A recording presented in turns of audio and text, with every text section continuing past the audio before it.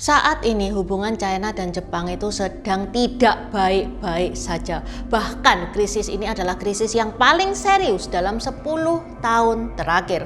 Dan semua ini terjadi gara-gara satu pernyataan dari Perdana Menteri baru Jepang, yaitu Sanae Takaichi. Pernyataan apa dan apa efek yang ditimbulkan dari pernyataan tersebut? Tajaha wojo intan huan leta woto pintau dynasty xiaoxi. New release kaos Shinjia gambar kuda api. Kudanya lucu banget ya kan. Gambarnya kuda api karena tahun depan itu tahun kuda unsur api. Selain size dewasa ada juga size kid. Bisa dicek out via Shopee yang linknya ada di deskripsi. Kalau teman-teman pembeliannya banyak di atas 5 pieces bisa offline juga. WA-nya ada di deskripsi. Ini WA admin ya, ada di deskripsi. Selain kaos oblong ada polo shirt. Kaos oblongnya sendiri itu ada yang premium, ada yang standar. Apa bedanya premium sama standar? Ini linknya kalau teman-teman pengen tahu bedanya. Selain gambar kuda api, ada juga custom marga. Teman-teman bisa custom sesuai marga teman-teman sendiri.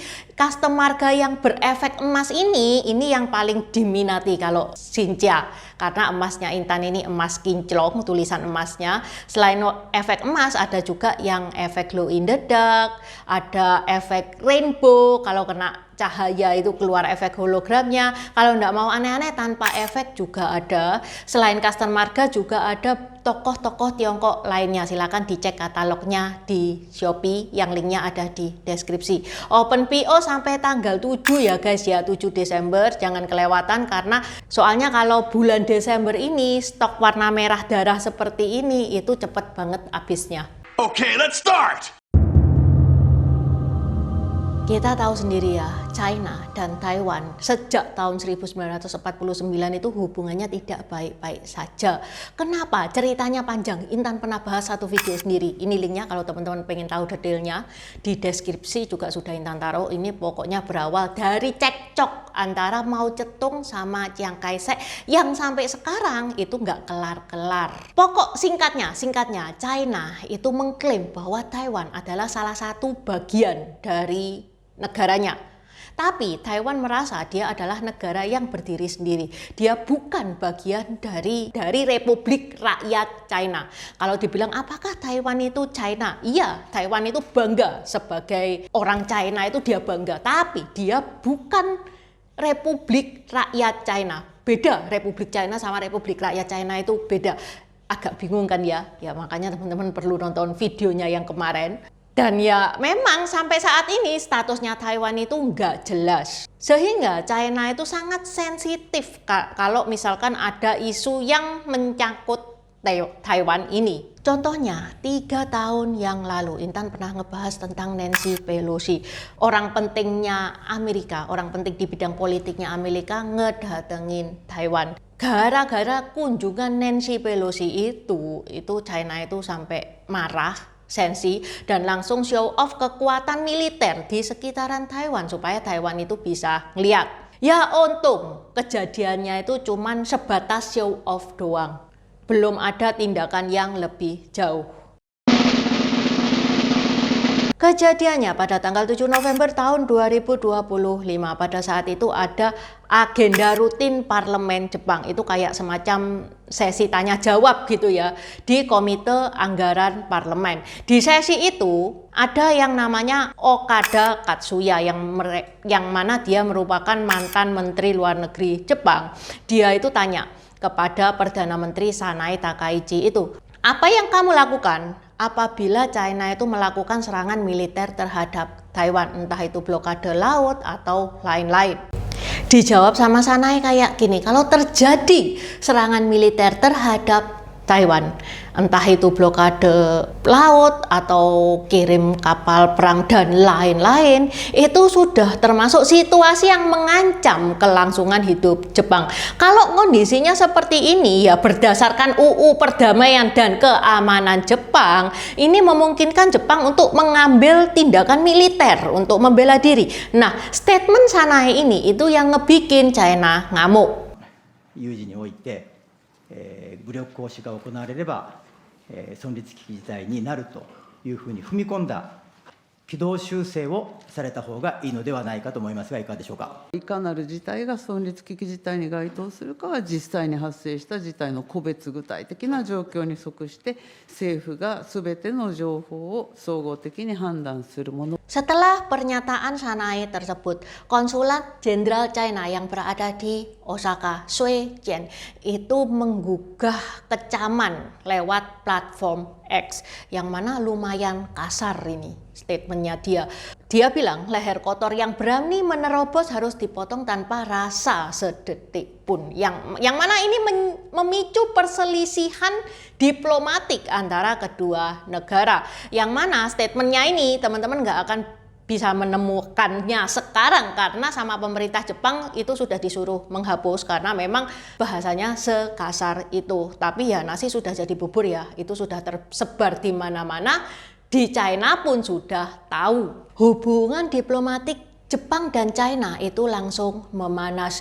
Bahkan petinggi-petinggi, pejabat-pejabat tingginya Jepang itu menyuruh kayak somasi gitu ya, supaya Shui Jian ini itu diusir dari Jepang. China ya jelas dia ngebela Shui Jian sambil balik ngegas ke Takaichi. Mereka menuntut supaya Takaichi ini narik omongannya. Tapi pada tanggal 12 November Takaichi ini klarifikasi. Klarifikasinya itu dia bilang kalau dia itu tidak salah omong. Apa yang dia omongkan itu sudah sesuai undang-undang. Ya posisinya Jepang dari dulu itu sudah kayak gini. Dia itu tidak nambah-nambahin masalah. Dan dia juga bilang kalau kedepannya bakal hati-hati kalau ngomongin masalah ini. Pada tanggal 13 November, Wakil Menteri Luar Negeri China Sun Weidong itu memanggil kedubesnya Jepang yang berada di China yang namanya adalah Kenji Kanagi. Yang mana ya udah dipanggil pun nggak ada arah yang lebih baik karena Kenji itu tetap ngeyel. Jepang itu nggak salah. Posisinya dari dulu kayak gini, komentar Shui Jian ini loh, ini yang kurang ajar, ngomongnya kayak gitu. Besoknya dibales, Jepang itu manggil kedubes China yang ada di Osaka yang namanya adalah Wu Jianghao, yang mana dia komplain balik atas apa yang dilakukan China. Hasilnya tetap sama. China merasa bahwa Jepang terlalu mencampuri urusan dalam negerinya China.